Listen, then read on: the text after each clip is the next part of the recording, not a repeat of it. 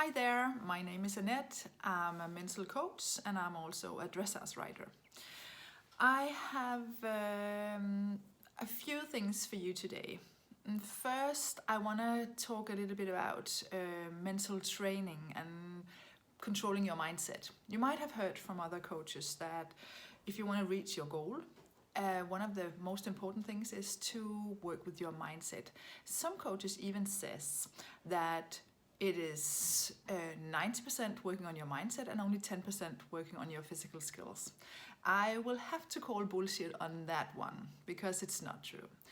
Obviously, you will have to work a lot on your physical skills as well, but it's true that you will have to work a lot also on your mindset because your mindset is controlling your body.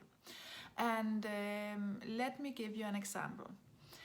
One of the things that I find most valuable when I work with writers on their mindset, it is to work with their mental condition or their emotional condition. Maybe you have tried at one point to be afraid or scared of your horse, or maybe you had a bad experience where you can feel that bad experience in your body for a very long time. And then you might have heard from your trainer, your writing trainer, stop being worried, nothing is going to happen. And let me ask you, when your trainer says stop being worried, will that help? No, it's not. It's not helping to be told stop worrying. And there are several reasons that it is not working. One of them is that the brain does not understand the word stop or don't or no, because it is not able to represent that sentence. So stop worrying. Normally when you get a piece of information, you will create visuals in your brain, but there won't be any visual for stop worrying. What would that visual be? So now you're told about worrying and you're told about stopping, but how will these two things match in a visual? So therefore that's being told to stop worrying won't help you at all.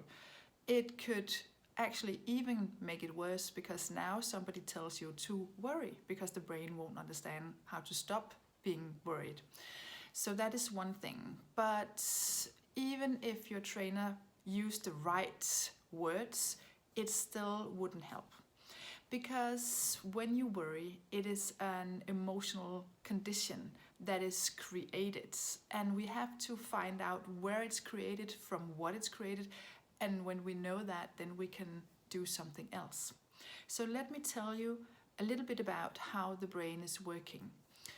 Whenever you get a piece of information, then your brain will take that piece of information and sort it. So your brain is like a big machine sorting out things, filtering things for you. And the first thing that happens when a piece of information gets into your brain is that it will come into this big filtering machine.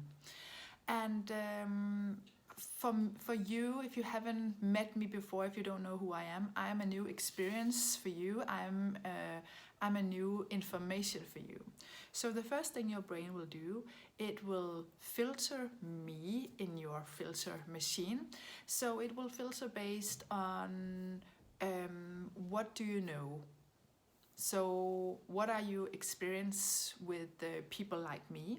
Do you have good experiences or bad experiences? If you have good experiences, then there is a possibility that you would like me more than if you had bad experiences. Another thing it would filter upon is your belief system. So if you have a belief or a story about a person like me, maybe you have created a story in your head about coaches, that they are something or something else. So if it's a good story you have created, then there's a good possibility that you will like me more than if you have created a bad story about coaches. Then there's something about the way I use my language. So if you like the way I use my language, then there's a big possibility that you will like me more than if you don't like my language. So there are all these different things that will be filtered. And when that is filtered, if I have been placed in a box where you like me in these different filters, then your conclusion about me will be positive. If your conclusion about me will be positive, then you will have a good emotional condition about me. And if you have a good emotional condition about me, then it will reflect in your body. So that means that you will maybe be curious about what I'm saying, you will be open towards what I'm saying, you will be relaxed and yeah, right, I'm interested in what this lady is trying to tell me. And when that is in your body, then your actions will be in a certain way. So if we were facing each other and you had a question for me, you might say, yeah, maybe you say that, but it's not really like that for me. So that would be your actions based on that physiology you have, based on that emotional condition you have, based on that conclusion you have made. If you say that, maybe you say you don't like the way I speak, you don't like the way I look, your experiences with the people like me is bad, your story about coaches is bad, then your conclusion will be maybe negative. Maybe you think, oh, Jesus Christ, another coach. She's just so clever and she thinks she knows it all. Then your emotional condition will be something else. Maybe it will be annoyed, maybe it will be bored, maybe it will be something else. So if that is your emotional condition, then it will reflect in your body. So maybe your physical condition will be like this, or so your body will reflect upon that emotional condition you have. And then your actions will be reflecting the way your body is. So if we were sitting in front of each other and you would have to ask me a question, maybe it will be the same question as before, but your intention or the way you do it will be quite differently. So it will be, yeah, you can say that, but it's not working for me. So the things we end up doing, our actions, are always a reflection on how my physical state is, which is a reflection on how my mental state is, which is a reflection on how my conclusion is, what I have concluded about this situation. And how is that relevant for you as a writer? Yeah, let's say that you have concluded that this corner in the writing arena is always a problem. If you have concluded that, because maybe your horse jumped a few times in that corner, so your conclusion is my horse is always jumping in that corner, then your mental condition will be maybe alert, maybe scared, maybe a little bit nervous. When your mental condition is scared, alert, nervous, then your body will be like, oh, I will have to really hold tight and I will have to do this in my body, because whenever something is a little bit dangerous, our body will have to lock to prevent something is happening to us. So we do this in our body. And when we do this in our body, then our actions will reflect upon that, meaning that we might be doing this in the reins. So I will maybe pull the reins. And when I pull the reins, the horse says, oh my God, what's going on? Something is really dangerous here. And it might jump. So now the horse is jumping in the corner. Maybe because you pulled the rein, or your body says something is really, really, really dangerous down here. You have to be careful.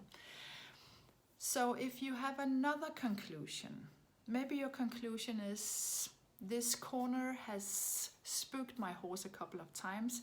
Now I have to make sure that my horse is calm in the corner. You see, that's another conclusion. So it's not like, oh, the corner is really bad and my horse is always jumping. Now it's this corner is getting my horse a little bit nervous. I will do whatever I can to help my horse. So now your mental condition won't be scared or nervous or alert. Your mental condition will be more like caring and taking care of your horse. And when that is your mental state, then your body would be more soft and more open. And when your body is more soft and open, then your actions will be more soft and open, meaning that you will be more likely to give the horse a little bit rein instead of pulling the reins.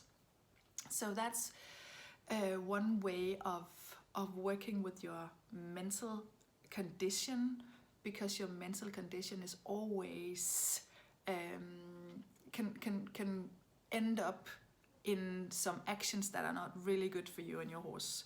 So when you have different mental conditions, then you always have to make sure that you look behind that and see what was my conclusion, what was my thoughts before that mental condition. And when you change the thoughts and the conclusion, then you change the mental state and your body and your actions. So that would be something for you that is worth thinking about when you have to ride your horse.